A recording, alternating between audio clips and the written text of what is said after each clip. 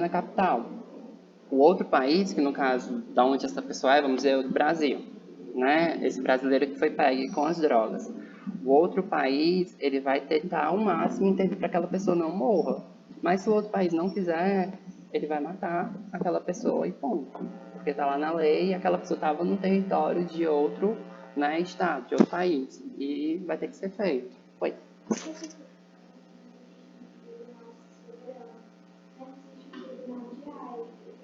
Tribunal Penal, né? Tribunal Penal Internacional. Sim. O Tribunal Soberano que eu digo é no sentido que realmente vá ser coercitivo, vá forçar todos os países, independentemente deles terem assinado. Porque como é que funciona o Tribunal de Haia? O país, ele pode assinar ou não. Se ele assinar, ele vai estar se comprometendo com aquele tribunal. Se ele não assinar, é como se o tribunal não existisse. Então, o que é que a maioria desses países faz? Que já desrespeitam os direitos humanos, eles não assinam. Então, o Irã, por exemplo, ele respeita bastante os direitos das mulheres. Ele vai assinar, por exemplo, uma convenção que protege os direitos das mulheres? Não. E se for assinar, ele vai assinar com várias ressalvas. O que é a ressalva? São exceções. Olha, aqui está dizendo que eu tenho que deixar a mulher estudar sem autorização do marido ou do pai. Não quero fazer. E aí, né, o órgão não vai poder obrigar, vai ser tudo bem, não faz. Então, é mais nesse sentido, porque o tribunal ele só vai de fato agir se ele tiver o consentimento do Estado soberano, né, essa soberania, essa permissão para poder agir. Se não, dificilmente ele vai agir, certo? E outra coisa que é importante é sempre um efeito subsidiário. O que é esse efeito subsidiário dos tribunais? É sempre a última instância da última instância. Primeiro tenta resolver aquilo no próprio país, né, de todas as formas. Aqui, por exemplo, vai até o STF, o último tribunal. Depois, quando não dá certo, quando esgotou tudo que tinha para fazer aqui, é que vai para o internacional, certo? E aí é um pouco bastante complexo. Posso, aceito sim, viu? Sem problema. Pode entrar e sair, não tem problema. Eu aceito você. Então, continuando aqui, né? Voltando aqui, mais alguma dúvida? Estou adorando a participação de vocês. Como é que os direitos humanos eles são consagrados, né? Que é justamente o que a gente estava conversando. Eles são estabelecidos por tratados internacionais, né? O país, internamente, vai assinar com outros países, é um acordo, né, multilateral entre vários países. Quando eu falar países, são estados com E maiúsculo, vocês vão ver mais direitinho isso lá em direito constitucional, porque existe uma diferença entre país e estado. Mas por agora, vamos tentar colocar como país, não é exatamente país, mas vocês todos vão entender o que é o país, né? Então, o país ele vai e ele se compromete, como eu falei, com aqueles direitos. Eles vão fazendo acordos que são justamente esses tratados. Vocês também podem ver como convenção internacional, pacto internacional, são sinônimos, certo? Tem diferenças específicas, mas a gente não precisa entrar nelas agora. O importante é que vocês saibam que esses pactos eles são assinados por estados. Cada estado tem uma forma, né, de assinar esses tratados internacionais. No Brasil, por exemplo, tem que vir um presidente e o Congresso. O presidente vai, negocia lá fora, depois traz para cá a possibilidade, o Congresso vota e pode aprovar ou não. O Congresso pode dizer, não, tudo bem, a gente vai seguir esse Tratado Internacional de Direitos Humanos. Ou não, a gente não vai seguir. E aí o presidente não vai poder interferir, certo? Igor, Oi, Lucas. é sobre a questão de ratificar, né? Essa parte. Certo. É a ratificação mesmo. A ratificação que é feita pelo presidente. Mas o presidente ele precisa da autorização do Congresso Nacional, que é o Senado, e a Câmara dos Deputados. Porque é importante que o poder não fique concentrado só no executivo, que é o presidente. Ele tem que ser distribuído até para não ter arbitrariedade, não ter abuso. E aí o que é que eles fazem? Eles dividem essa competência. O presidente ele pode negociar, ele pode verificar, né, aquele tratado, traz para cá, o Congresso vai, no caso, analisar e vai autorizar ou não que o presidente de fato ratifique e o Estado se submeta àquele tratado. Porque depois que é assinado, essa parte é a mais importante. Depois que o Estado assina o Tratado Internacional, a Convenção Internacional ou o Pacto Internacional, ele se compromete com o conteúdo que está lá, a não ser que ele faça ressalvas. Mas uma vez comprometido, aí é como eu falei, ele pode sofrer aquelas sanções. Dificilmente vai ser uma sanção bélica, geralmente é econômica, certo? Todo mundo conseguiu entender essa parte? Então é isso, gente. Os direitos humanos, eles estão consagrados nos tratados internacionais, então eles ficam no plano internacional, certo? É diferente, por exemplo, de algo que vocês vão ouvir no próximo semestre, dos direitos fundamentais, né? Não sei se aqui alguém já ouviu essa expressão. Tem os direitos humanos, tem os direitos fundamentais. Os direitos humanos é no plano internacional, certo? É o globo. O direito fundamental é no campo interno de cada país. Por exemplo, existem os direitos fundamentais do Brasil. Alguém imagina onde é que esses direitos estão consagrados? Isso, na Constituição. Eles ficam na Constituição brasileira. Todos os direitos que estão lá, né, escritos, eles são direitos fundamentais do Brasil, certo? Então, é um campo interno, enquanto os direitos humanos é no campo externo, internacional, por via de tratados, e os direitos fundamentais é por via de Constituição de cada país. Cada país vai ter sua Constituição e cada país vai consagrar os seus direitos fundamentais. E aí eu já adianto para a questão do direito positivo, que o professor falou. Quer perguntar? Desculpa. Que o professor falou bastante. O direito positivado é aquele direito que está posto, né? E esse direito está posto na Constituição. E aí, esse direito posto, positivado, ele, no caso, tem uma característica muito importante que ele é ligado a cada cultura de cada país. Então, os direitos fundamentais do Brasil, eles vão seguir a cultura brasileira. Lá nos Estados Unidos vão ser outros direitos fundamentais. O interessante é que esses direitos, eles sigam os direitos humanos. Porque o conteúdo dos direitos humanos é o mesmo do conteúdo do direito fundamental, certo? A diferença é que o direito humano, como eu falei, está no campo internacional e o direito fundamental vai estar no campo interno. Então, na verdade, são direitos humanos trazidos para o campo interno que se tornam direitos fundamentais. Deu para entender essa parte? Ficou um pouco confuso? Perfeito. Aqui também não teve dúvidas. Ok, vou continuar. Gente, se vocês tiverem dúvida, podem abrir o microfone, viu? Que eu respondo.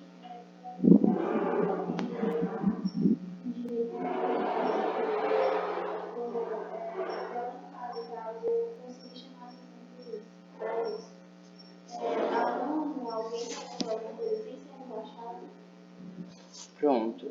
Tu fala se foi desrespeitado no teu país ou no país de fora. Em outro país, eu consigo chamar a atenção daquilo, tipo, um tráfico humano, alguma coisa assim. Perfeito.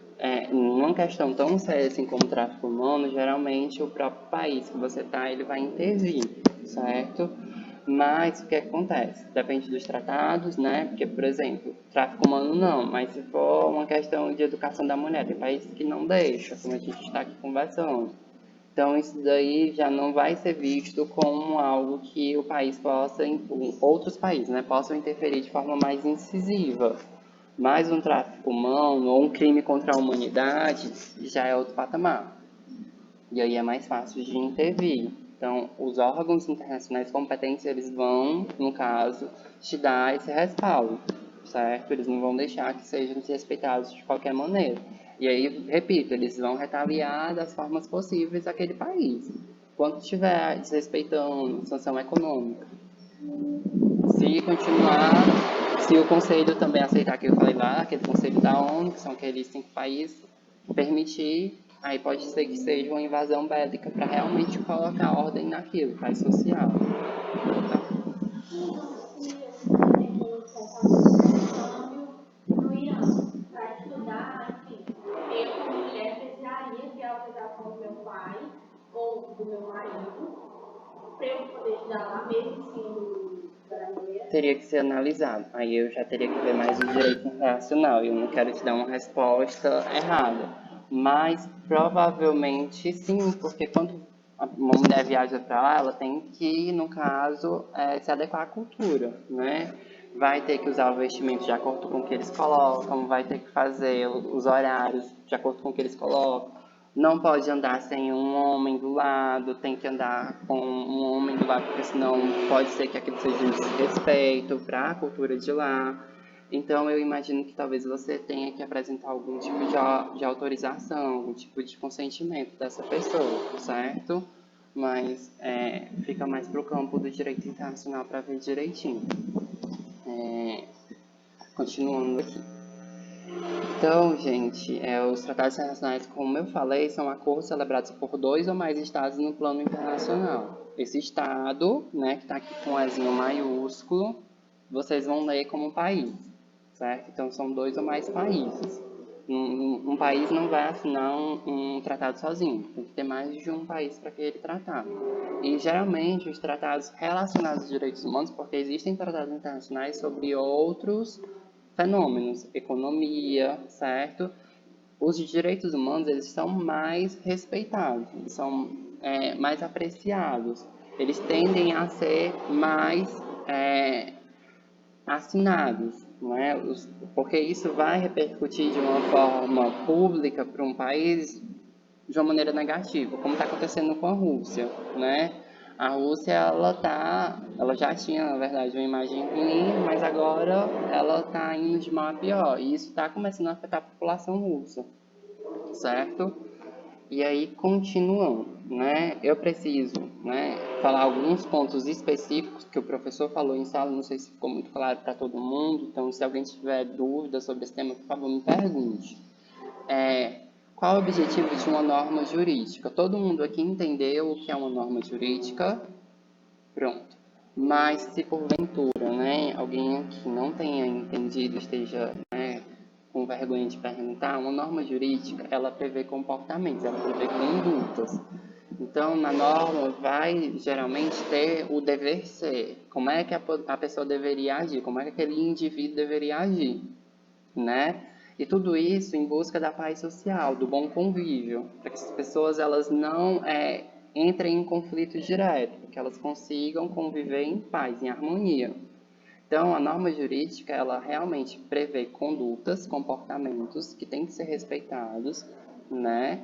E ela vai trazer também uma espécie de sanção. Ela pode trazer uma espécie de sanção. E aí, como o professor falou, essa sanção ela pode ser premial, que é um prêmio, né? Ou essa sanção pode ser punitiva, que é realmente uma punição para aquela pessoa. Então, por exemplo, no futuro, a gente vai passar na prova da OAB e a gente vai ter a carteirinha da OAB, certo? E aí todo mundo tem que pagar uma anuidade para a OAB. Todo ano você paga uma taxa. Se você pagar antes do período, antes do prazo do vencimento, eles lhe dão um desconto. É um prêmio. Então é uma sanção premial. Se você faz o comportamento que eles estão te induzindo a fazer, que é uma previsão de um comportamento que você pague antes daquilo, você recebe um prêmio. E aí tem a punição. Se você paga depois, que é o que eles querem evitar, é um comportamento que eles não querem que aconteça, você vai ser penalizado com juros, multas, e, enfim. Então é justamente nisso. A norma, no caso jurídica, ela traz uma previsão de um comportamento, como a pessoa deve agir, e aí ela vai trazer uma sanção. Essa sanção pode ser, repito, boa ou ruim, premial ou punitiva, certo? E o que é o ordenamento jurídico? Simples, o ordenamento jurídico é o conjunto dessas normas jurídicas, né? Porque a norma em si, ela não vai andar sozinha, ela vai andar em torno de todo um ordenamento jurídico. Nossa Constituição, por exemplo, ela traz várias normas constitucionais dentro do ordenamento constitucional. Então, é uma Constituição com várias normas, certo? Deu para entender? Tudo tranquilo? Deixa eu ver aqui o pessoal do chat. Nenhuma dúvida aqui também? Perfeito. Continuando. Qual foi o documento que marcou a história dos direitos humanos? E aí vem lá depois da Segunda Guerra Mundial. Houveram outros documentos, que inclusive o professor vai trabalhar um pouquinho com vocês em sala, certo? Mas o ponto principal foi a Declaração Universal dos Direitos Humanos, que veio depois da criação da ONU, né? Essa declaração, ela traz positivada, escrita, né? Como o professor já falou, 30 espécies de direitos, né? Entre direitos individuais e sociais, direito à vida, liberdade, trabalho, educação, saúde, Então, todos esses direitos eles estão lá no campo internacional, consagrados nessa declaração, certo? Então, esse é o ponto-chave, é o momento em que os direitos humanos eles se tornam, de fato, internacional. Porque antes tinha uma questão dos direitos naturais, que a gente viu hoje, que era algo mais hipotético, metafísico, ficava muito no subentendido. Aqui, nos direitos humanos, está positivado. A gente tem uma declaração que diz quais são os direitos que têm que ser respeitados. Não tem essa questão metafísica. Então, os direitos humanos, no caso, esses foram positivados. Eram os direitos naturais que estavam metafísicos e foram positivados lá por escrito, realmente. Perfeito. No caso, os direitos naturais, eles são, como eu posso dizer, o antecessor dos direitos humanos. Os direitos naturais vinham da natureza humana, né? E aí tem muita ligação com os direitos humanos que são de qualquer ser humano. Mas qual é a diferença em si? É que o direito natural, ele não é positivado, ele é pré-positivado. Ele está no campo do valor, da ética, é aquilo que você faz porque é certo, não porque está num documento. Diferente dos direitos humanos, que ele é positivado, está num documento e tem que ser respeitado, certo? Oi. Então, hoje só existem direitos positivados? Não, existem também direitos no campo hipotético, mas a tendência é que os direitos que estão positivados sejam melhor respeitados, vamos colocar assim, porque você tem como mensurar. E aí, quando ele está positivado, por exemplo, ele vai ser interpretado. E o que é interpretação? É você ver o alcance daquele direito, até onde ele vai. Então, eu tenho direito à vida, né? O professor já falou para vocês isso daqui, até o que está no próximo slide, é que nenhum direito humano ele é absoluto, né? Todo direito ele é relativo. Como assim, Igor? A gente tem o direito à vida. Ele é absoluto? Ele não é absoluto. Existem possibilidades em que a vida ela pode ser retirada, né? No caso, a gente pode falar num estado de guerra. Quando o Brasil entra em guerra com outro país, ele pode executar outras pessoas. Isso é uma ofensa ao direito à vida. Mas por quê? Porque o direito à vida, ele é, no caso, relativizado. A questão da legítima defesa. Se para você se defender, para você resguardar a sua vida ou de outrem, você precisa tirar a vida daquela pessoa, você vai poder tirar, né, provando a proporcionalidade, dizendo que realmente você fez aquilo porque você estava protegendo sua vida. Também é permitido. Então, nenhum direito ele é de fato absoluto. Ele vai ser sempre relativo. E por que eu estou falando isso? Porque por ser relativo, vai depender muito da interpretação, do alcance que cada cultura ou a pessoa que está interpretando um juiz, por exemplo, vai dar. Ah, nesse caso concreto, até onde a vida dessa pessoa pode ir? Mas ele vai partir da onde? Ele vai partir daquilo que está positivado, que está na lei, que está na norma. Ele não pode simplesmente tirar da cabeça dele como um direito subjetivo metafísico. Por quê? Porque ele tem o dever de fundamentar. E ele fundamenta aquilo a partir da onde? De uma norma jurídica. Certo? Deu para entender? Ficou claro? Perfeito.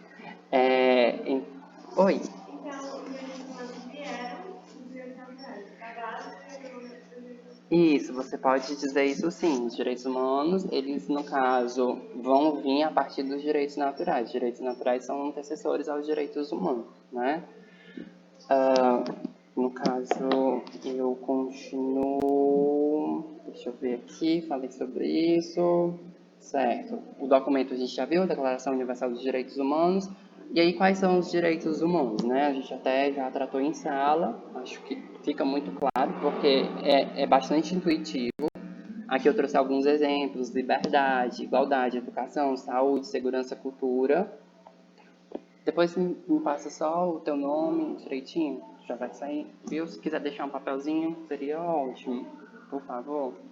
Então, assim, no caso, alguém consegue me dar um outro exemplo que não está aqui, de direitos humanos, que não seja liberdade, igualdade, educação, saúde, segurança, propriedade, honra, perfeito. Então, todos esses direitos, eles, no caso, fazem parte dos direitos humanos, eles estão lá na declaração, como eu falei, estão nessa proteção internacional, certo? E muito provavelmente eles vão se tornar direitos fundamentais que vão ser protegidos na Constituição de um país, certo? Aí outra questão importante, que eu acho que conversa muito com o que você me perguntou, é se os direitos humanos eles são limitados, se existe um limite. Ah, eu só posso até tantos direitos humanos? Não, não tem um limite. A sociedade ela vai avançando, né? Ela vai se aperfeiçoando e os direitos, somente o direito vai acompanhar essa modificação, esse aperfeiçoamento. Então vão surgindo novos direitos e a gente volta para aquela questão. O importante é que não retroceda, né? Porque a partir do momento que aquele direito está sendo conquistado, está sendo garantido, ele precisa ser respeitado. Certo? Oi. Desculpa, eu não te ouvi. Sim, a dignidade é o fundamento de todos os direitos. Pronto, a dignidade está mais interna, a honra é mais assim, como eu posso dizer, individual. A honra está muito ligada com a questão da injúria, por exemplo. Você vai e ofende com um xingamento a pessoa, certo? Você está lesionando a honra daquela pessoa. A dignidade, ela é mais intrínseca, mais subjetiva, e aí é uma pergunta muito complexa de te responder assim. Mas a dignidade, ela envolve um grupo, porque é de todo ser humano. A honra é mais individual, particular por particular, certo? Então, no caso, os direitos humanos, eles não são limitados, eles são ilimitados. Não existe um rol, certo? E aí, esses direitos, eles precisam, de fato, ser protegidos, ser respeitados, e a gente vai avançando na medida que a sociedade vai avançando. Por exemplo, quando o Irã, for conquistado os direitos das mulheres, de se educar, de trabalhar, esse direito vai estar sendo consagrado lá, certo? É um direito humano que está sendo consagrado naquele país, porque, enfim, ele vai provavelmente assinar algum tratado internacional. Como eu já falei, os direitos humanos, eles não são absolutos, eles são relativos. Isso daqui é uma questão, assim, que cai muito em prova, principalmente em concurso, porque o aluno, ele tende a pensar que o direito, ele é absoluto. Não é. Todo direito é relativo, vai depender do caso concreto. O que é que eu estou analisando aqui? Vocês vão ver, por exemplo, que às vezes os direitos, eles entram em conflito. Um direito à vida e um direito à liberdade. Direito à saúde e um direito à liberdade. Por exemplo, na pandemia, as pessoas não puderam sair para resguardar o direito à vida de outras pessoas. Existia um conflito ali de direito. Qual era o que ia se sobrepor ao outro? Nesse caso, ficou o direito à saúde. Muitas pessoas não puderam sair para preservar a saúde e até mesmo a vida dos demais indivíduos. Então, é nessa pegada. Os direitos, eles não são absolutos, eles são relativos. E aí, para finalizar, o que são os direitos naturais, que a gente até já viu, os direitos positivos. O direito natural é aquele que vem da natureza humana. Ele é um valor ético, político, está muito no campo subjetivo, metafísico, aquilo que você não consegue pegar. Por quê? Porque o direito positivo está posto, ele está escrito em algum documento. Então, o direito positivo, geralmente, ele vai estar numa Constituição, ele vai estar num tratado, ele vai estar em algo que você consiga mensurar, que você consiga fundamentar, como eu falei na questão dos juízes. Então, é basicamente essa pegada. O direito natural é um direito metafísico e o direito positivo é um direito que vai estar posto num papel, vai estar escrito, certo? E aí, essa questão do direito positivo se relaciona muito com essa questão do consuetudinário. O que é o direito consuetudinário? É o direito do costume. Então, o que vai ser positivado como direito é o costume daquela sociedade, ou daquela cultura. Se eles, por exemplo, preservam demais a vida, aquela vida vai ser colocada como direito na Constituição daquele país, Repito, país como Estado.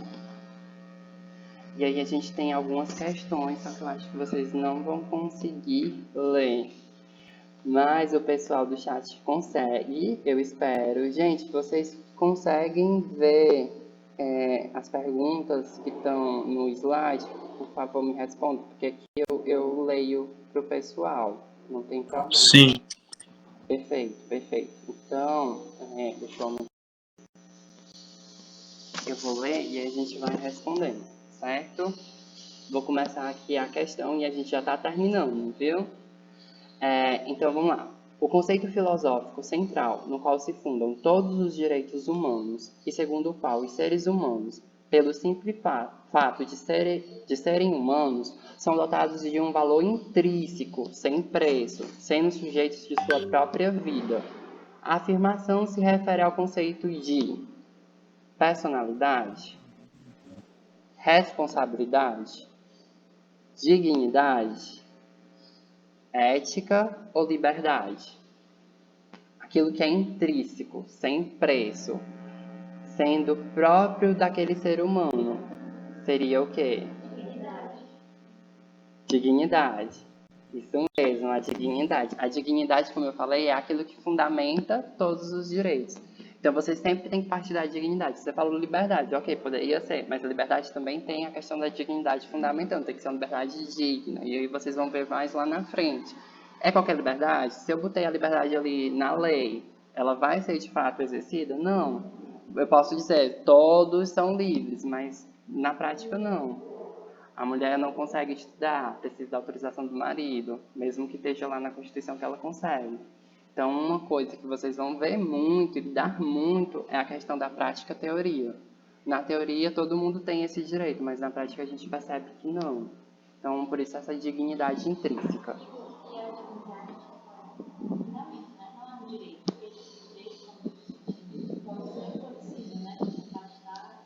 A dignidade ela pode ser vista como um direito, no caso um direito humano, mas é aquele direito humano que a gente poderia colocar como supra-direito, o direito dos direitos, né? Porque é ela que vai fundamentar os outros direitos, mas ela não deixa de ser um direito humano, né? E provavelmente mais importante, né? Sei que a gente pode colocar a nível de hierarquia, mas ela fundamenta todos os outros direitos, você está certinho. Deixa eu só ver se o pessoal do chat, olha aqui, acertou, Beatriz também, muito bom. Vamos para a segunda questão. Marque a única alternativa que não configure uma característica dos direitos humanos. E aí eu vou dizer quais são e vou explicar para ver se vocês fazem sentido. Vou começar de baixo para cima. Universalidade é uma característica dos direitos humanos? Essa a gente já viu, de todo ser humano então é universal.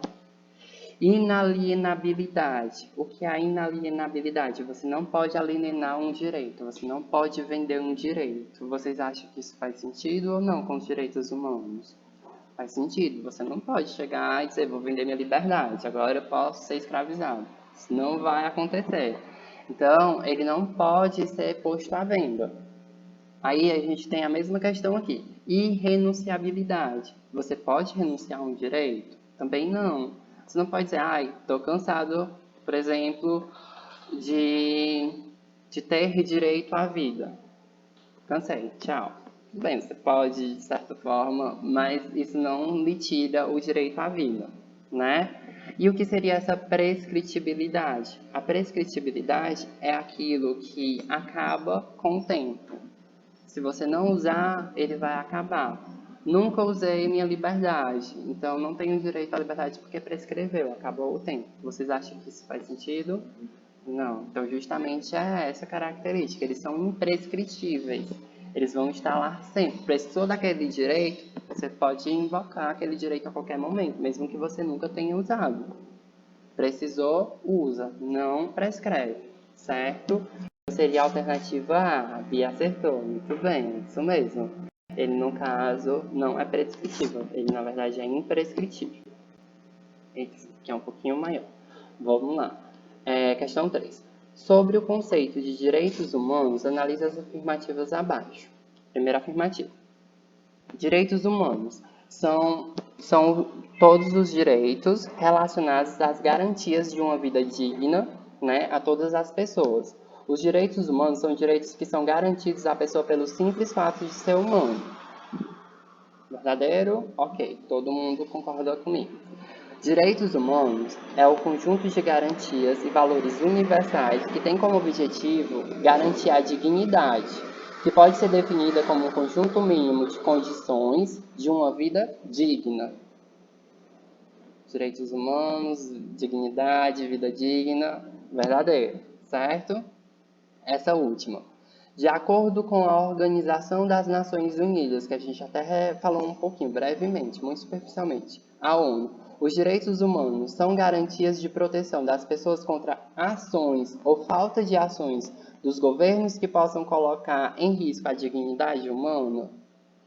O que é que vocês acham? Não é uma garantia, porque ele falou da questão da diplomacia, né? Certo. Perfeito. Faz muito sentido isso que vocês estão falando, mas não deixa de ser uma garantia. Por quê? Porque ele está lá posto e mesmo que, como eu falei, que aquele Estado não respeite, ele não deixa de existir. Ele continua lá. O interessante é que, como eu falei, a sociedade ela se engaja cada vez mais para garantir o máximo de direito para o máximo de pessoas. E aí é importante que vocês tenham em mente isso. Por mais que o direito daqueles indivíduos, daqueles cidadãos, daquele país não estejam sendo respeitados, eles continuam tendo direito, porque é de qualquer pessoa. Então a ONU meio que sim, traz essa garantia, por mais que na teoria é muito difícil ela intervir, mas não deixa de ter. Até como eu falei, né? Se o conselho decidir, né, invadir para impor, ele pode. Provavelmente isso não vai acontecer, mas está lá a possibilidade, certo? Então seria a alternativa D. Todas elas estão corretas, certo? Essa, no caso, seria a alternativa D, Bia. E aí eu acho que você também compartilhou essa mesma ideia das meninas, né? Que não é uma garantia de proteção, mas acaba sendo uma garantia de proteção porque um exemplo que eu posso dar muito interessante para vocês, já que isso gerou dúvidas em muitas pessoas, é Maria da Penha, a Lei Maria da Penha. Ela foi uma garantia que teve que ir para um órgão internacional. O Brasil não cumpriu, esgotou-se todas as possibilidades de resolver no campo interno brasileiro e ela continuou tendo seu direito desrespeitado. Não foi feito nada. E aí o órgão internacional chegou e disse: Brasil, é o seguinte, você tem que fazer alguma coisa, senão eu vou te sancionar. E só depois disso é que foi criada a Lei Maria da Penha, que foi, né, conscientizado, ou pelo menos tentado, né, conscientizar as pessoas da importância dos direitos das mulheres. Foi colocada uma delegacia só para as mulheres, onde elas pudessem ser acolhidas, né, e que elas não fossem ridicularizadas por um problema que elas estão trazendo. Porque o que acontece? Um grande problema dessa situação é que a pessoa que vai acolher aquela denúncia, né, vamos dizer assim, ela não sabe muito bem acolher. Aí acaba sendo desumano, porque aquela pessoa já está fragilizada, é muito difícil quando ela chega para denunciar, já está no limite do limite, já está assim, numa iminência de risco de morte, e aí ela chega lá e a pessoa provavelmente vai dizer: não, mas isso é briga de marido e mulher. Sabe? Para ela chegar ali foi uma luta e você não conseguir acolher aquilo. Então foi a partir dessa reivindicação internacional que o Brasil começou a se conscientizar sobre todas essas questões. Como vocês vão ver mais na frente. Pessoa idosa, pessoa com deficiência, tudo isso tem uma interferência internacional. Lá eles vão criando tratados e esses tratados vão trazendo direitos para esses grupos e o Brasil vai se apropriando daquilo. Que é uma pessoa idosa, certo, o direito dela é isso daqui que está no campo internacional, vamos trazer para os nossos direitos fundamentais. Que aí, assim, a gente vai respeitar. Porque é uma coisa, né, que eu percebo, e aí é a minha opinião. O que o brasileiro muito faz, a maioria deles, só respeita aquilo que está posto no campo interno, que é nosso. Se for de um tratado internacional, muitas vezes a gente nem percebe. Tanto que tinha o Tratado Internacional sobre os Direitos da Pessoa com Deficiência, e só quando virou uma lei, a Lei de Proteção à Pessoa com Deficiência, a Lei dos Direitos da Pessoa com Deficiência, é que aquilo de fato começou a valer. Mas tinha um tratado. E, na verdade, esse tratado tinha força de constituição, de uma norma constitucional, e ele estava sendo desrespeitado. E ele só foi respeitado quando foi trazido para o direito daqui, certo? Então é muito nesse sentido, é uma garantia de ação e não ação. O que é essa não ação? Quando o governo se omite. Eu tenho que criar delegacias para proteger as mulheres, e não faço. Então a ONU ela pode ir lá e exigir que ele crie, como ela exigiu que fizesse alguma coisa nesse sentido, e foi feito, certo? Deu para todo mundo entender? Deu para entender, Bia? Te ajudei? Por nada.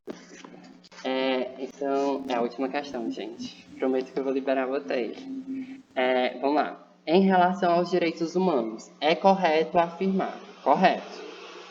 são aqueles previstos em um plano interno, nacional, dos estados pelas cartas constitucionais, ou seja, pela Constituição. Não, esses são os direitos fundamentais, certo? São aqueles que ainda não estão expressamente previstos no direito interno ou no direito internacional. Então, o direito humano ele nem está previsto no direito interno. Não, certo. São menos amplos que os direitos fundamentais quanto à proteção dos direitos individuais. Eles são menos amplos. Pronto, como foi que eu expliquei para vocês? Lembra que eu falei que os direitos humanos geralmente eles são apropriados para se tornar um direito fundamental? Então é como se o direito humano estivesse ali e o direito fundamental de cada país fosse pegando um pouquinho dele. Ah, tá aqui, direito à vida é um direito humano. Vamos transformar ele em um direito fundamental e colocar na nossa Constituição. Então, na verdade, o que seria mais amplo, se é que a gente pode colocar assim, seriam os direitos humanos. Os direitos fundamentais eles são de cada país, certo? Então essa tá falsa. São aqueles protegidos pela ordem internacional. Perfeito, eles estão no plano internacional, consagrados pelos tratados internacionais, então eles estão nessa ordem internacional. Podem sofrer limitação em razão de interesses do Estado. Ele pode ser limitado em razão a interesses do Estado. Então, é uma questão bem polêmica. Não pode. Se ele foi assinado, não pode. Então, seria mais ou menos nessa questão. Porque você tem que sempre partir dos direitos humanos, pelo menos na questão, como se ele já tivesse sido, né, assinado, tá ratificado. Exato. Porque se você não está lá, você não, por exemplo, não assinou aquele tratado, então você não tem por que respeitar. Beleza. Mas se a gente parte do direito humano, na teoria é como se ele já tivesse, né, sido positivado em um tratado. E a partir, como eu falei, se ele está positivado em um tratado, ele precisa ser respeitado e o Estado ele não pode descumprir, mesmo que ele tenha interesse em descumprir. Porque se ele descumprir, ele vai ser penalizado, né? Repito, vai até a última instância e lá ele vai ser obrigado a fazer o que ele não está fazendo. Ou deixar de fazer se ele estiver sendo abusivo, certo? Então, realmente seria a letra D, são aqueles protegidos pela ordem internacional, certo? E aí eu deixei um gabarito no slide para quando vocês quiserem revisar em casa. Tem um gabarito, né, da questão A4. Pronto, essas questões eu peguei de um site que tem, que é o Que Concursos, certo? Você pode ir lá no Que Concurso, colocar direitos humanos, né? Como você pode colocar direito penal, perfeito. Exatamente. E aí você consegue ir, no caso, treinando, praticando e fixando conteúdo. A taxazinha para utilizar, porque você tem um limite diário, acho que são 10 questões. Mas você pode investir, paga uma taxazinha muito baixa e aí fica ilimitado. E aí você tem até estatísticas, você sabe quanto você está acertando, quanto você está errando. Então, é muito interessante. Eu recomendo. E aqui, por causa da hora, eu tinha um vídeo para interagir com vocês, mas não vai dar para interagir aqui. Mas eu vou colocar no grupo também, vou deixar esse vídeo lá no grupo. Eu espero que vocês assistam. E aí, no nosso próximo encontro, a gente conversa um pouquinho sobre ele. Se vocês tiverem alguma dúvida, queiram tirar lá no grupo, podem tirar. Ou se quiser deixar para compartilhar aqui no grupo ou no chat, né? A gente tira, certo? Gente, deu para entender, deu para acompanhar, foi de boa. A gente continua de fato com esse presencial e esse híbrido. Não inquietou vocês? Vocês também do chat, vocês se sentiram bem? Deu certo? Ai, que bom, porque eu fico assim meio angustiado que eu tô olhando para vocês, às vezes para cá, e aí eu fico não dando atenção. Mas que bom que todo mundo gostou. Pois, gente, eu vou pedir só para que vocês deixem o nome de vocês, vou dar uma folha aqui para vocês colocarem nome, matrícula e amanhã, né, todo mundo. E vocês do chat, por favor, antes de sair, coloquem nome, a matrícula e o turno. E aí eu já dou a frequência de vocês de hoje. Por favor, não esqueçam, certo? E aí vocês já estão liberados. Colocou nome, matrícula e se é amanhã, se é noite, pode ir. Pode sair daqui da conversa, tá bom? Pois obrigado, gente. Até o próximo encontro. Deixa eu pegar aqui uma folha para vocês.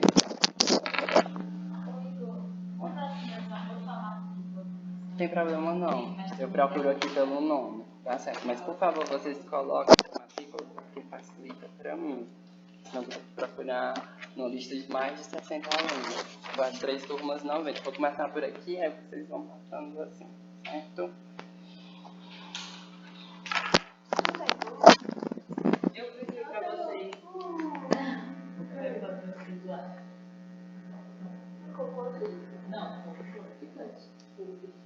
Ah, deixa eu acrescentar, pegando aqui a lista de vocês. Eu ouvi falar que essas fotos elas provavelmente vão ficar disponíveis e tal, que eles vão ver à noite, porque vai ter de novo esse evento à noite, e aí o fotógrafo vai vir. Aí a professora disse que ia verificar com eles se fica disponível, e amanhã vocês podem ir lá nessa salinha aqui, que é a K1, e perguntar se está disponível as fotos, se vocês podem pegar lá, porque tem aluno que não pegou, né, pelo que eu soube, porque foi uma loucura que me disseram. Então, quem não pegou, pode pegar, viu?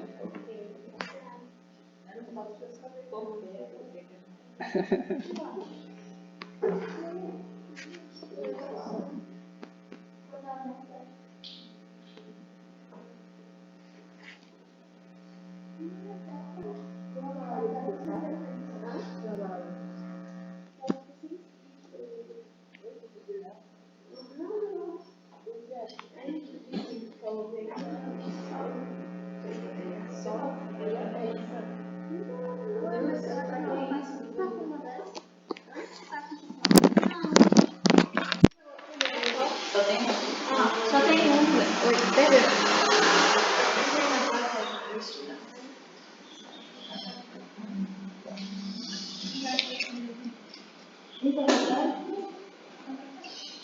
Igual esses jets conta como nota? Não, né?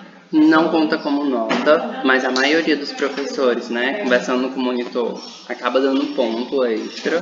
E para quem no final, né, cumpre 75% do todo, do total, recebe um certificado. Então vocês já colocam como horas complementares. Esse não é o projeto, eu vim só pra não. Porque eu acho que meu professor lá, o meu é com outra professora. Como assim? É porque eu tinha um jet, só que eu acho que foi pra online, só que eu tentei entrar e não consegui. De outra disciplina. Não, de introdução do estudo. Não tem limite. Vamos lá, importante isso daqui. Você não tem um limite de GES. Se você tem a possibilidade de fazer em cada disciplina nas 6, se não colidir lá os horários, você faz. Não, mas eu não ia anotar meu nome, só pra não ficar segurando nada. Não, mas pode anotar, você não está na turma. Mas não é na turma. Ela vai responder também. De outra professora. A minha professora é de Direitos Humanos, a Daniela Sociologia. Mariana Lopes? Não. É do mesmo horário? É. Eu acho que eu sei quem é. Inclusive a monitora é a Leandra, que ainda vai começar o GED dela. A Leandra e o César, se eu não me engano. Deixa eu ver, calma. Dá uma olhadinha aí. Porque qualquer coisa eu falo com ela, que tu assistiu aqui. Tá certo? Ah, então É vamos. porque eu só não tô. É porque tem muito grupo. Aí eu não entendo muito grupo. Eu imagino.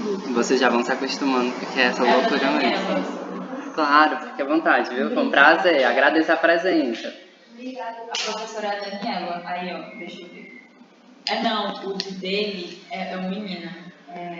Não sei quem é, então. Deixa eu ver. Esse realmente eu não faço a mínima ideia. Não, o monitor É um rapaz. É um rapaz. Mas ele não vai começar agora, Tá certo? Muito obrigado, viu? Essa caneta é de quem? Pronto, sendo devolvida. Tchau, foi um prazer. Até quinta-feira. Sim, claro. Muito obrigado, viu? Adorei a participação de vocês. Quando é que sai o negócio da cidadania ativa? Cidadania ativa, o do Sejus eu sei que já saiu. Já. E aí nem todo mundo foi chamado, inclusive eu não fui chamado também. Não. Tu foi? Fui, mas colocou porque não tinha mais hora. Aí, eu fui chamada pelo número 39. Ah, Aí só tinha horário, tipo, de manhã, na hora da minha aula. Aí tu sabe, te ligaram? me ligaram. vale? Geralmente eles só fazem isso se você for lá, E tu insistir. foi o último, né? 39. Ela me ligou, aí eu